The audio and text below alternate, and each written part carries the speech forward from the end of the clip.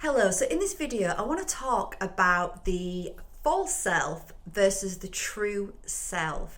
So what is the false self? So the false self is the ego. It's the left part of our chatterbox brain.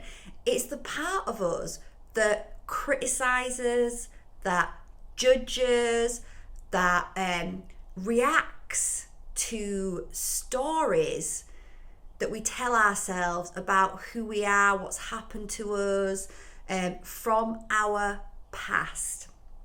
So it's that part of it. It's the part of us where many illusions reside, where much fear is created. And I like to see fear as false experiences appearing real to the mind. So they're illusions, they're stories that we tell ourselves, and it keeps us stuck and it keeps us disconnected from the true self. And we spend a lot of time in the false self. When we connect to the false self and we think the false self, the ego, is who we truly are, then often we get stuck in feelings of not being good enough, feelings of anxiety, abandonment, rejection. We really attach to the core wounds that we have experienced during childhood, during our life, but also core wounds that we actually inherit from our lineage, from our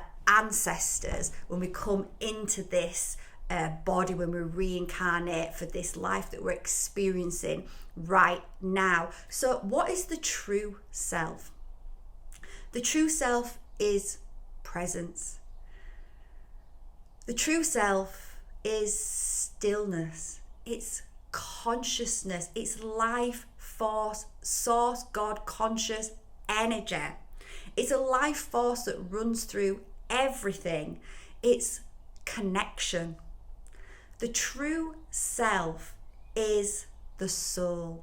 We are souls having a human experience. And as the soul, you are the observer, the experiencer. The soul has come here to experience. And what happens is, on this journey, when we're born into this false matrix, we are conditioned, we are cut off from our own divinity, we are cut off from our own souls, from consciousness, and we are programmed into the false self, into the ego, into the mind, so much so that we think we are the ego, we think we are the mind, we forget who we truly are.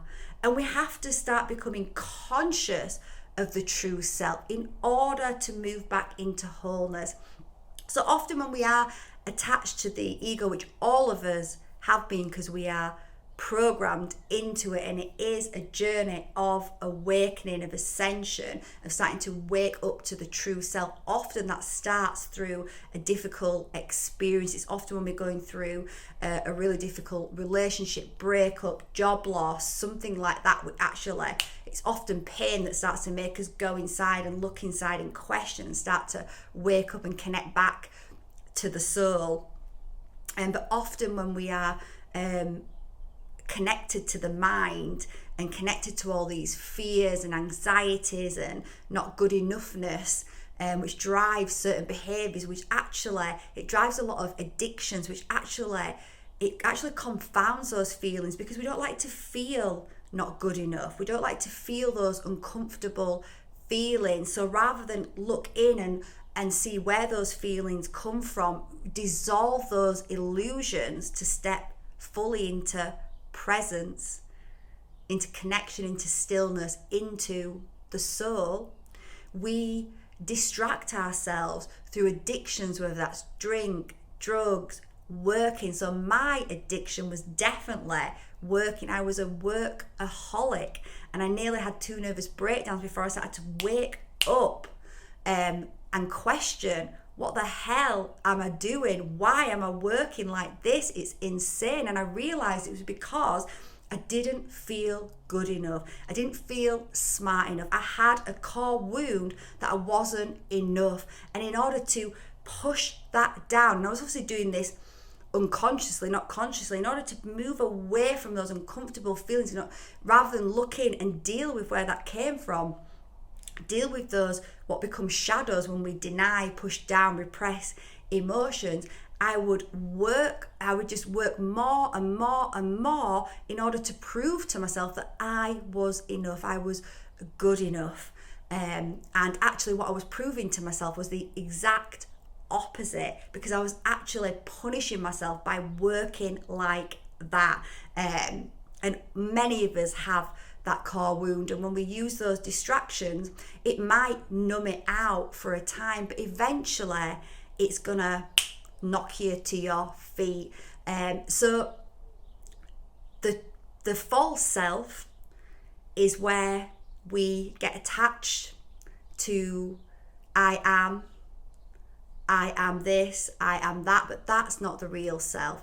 The real self is essence, is soul, is life force, energy. When we start to connect to the real self, we start to dissolve all of those egoic, false programs created by the false matrix that make us feel not enough, or whatever the program is that you are running, or maybe not even fully conscious of right now.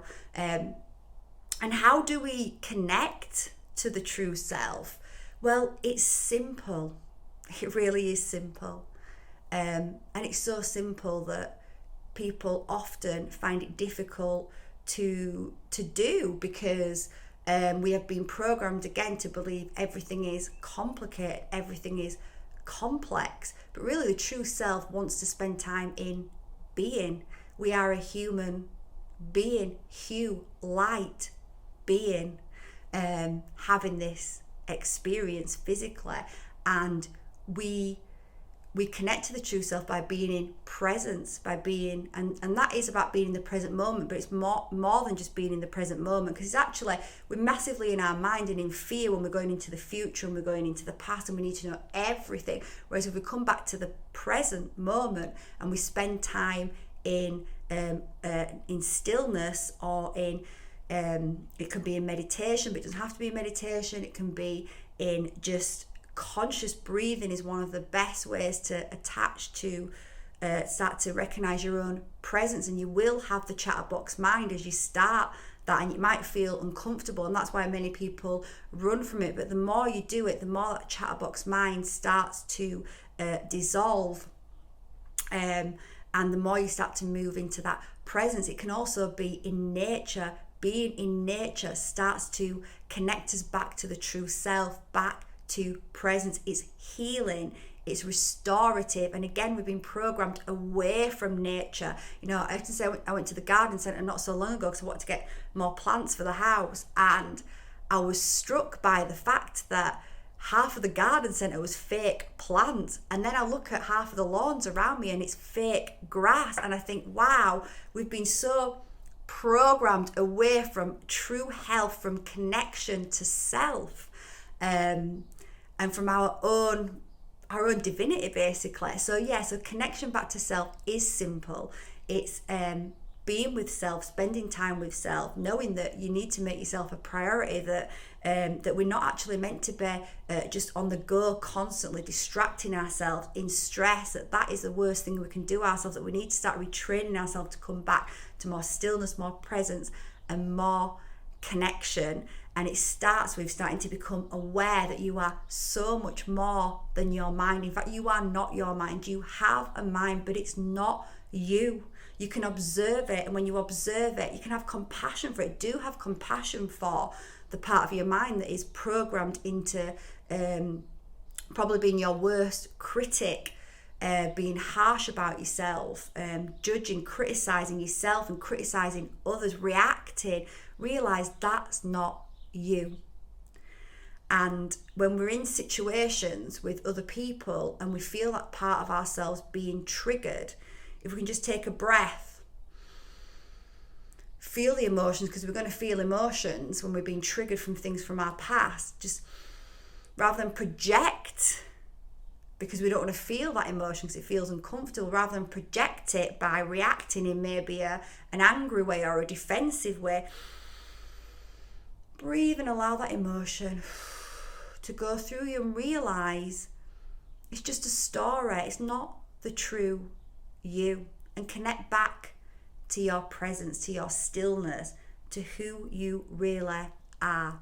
So yes, I just want to do this quick video just to really talk about the false self and the true self, because I'm just working with so many people right now who are so stuck in the mind, in the false self, that it's creating so much anxiety, so much stress in the body, and they're not really awakened to the true self. So I'm starting to help them to see the true self, and I just thought it might be helpful for other people also that are on this path, that know inside there's more to them than the mind perhaps tries to convince them there is, and to this world that we live in as well. So yes, thank you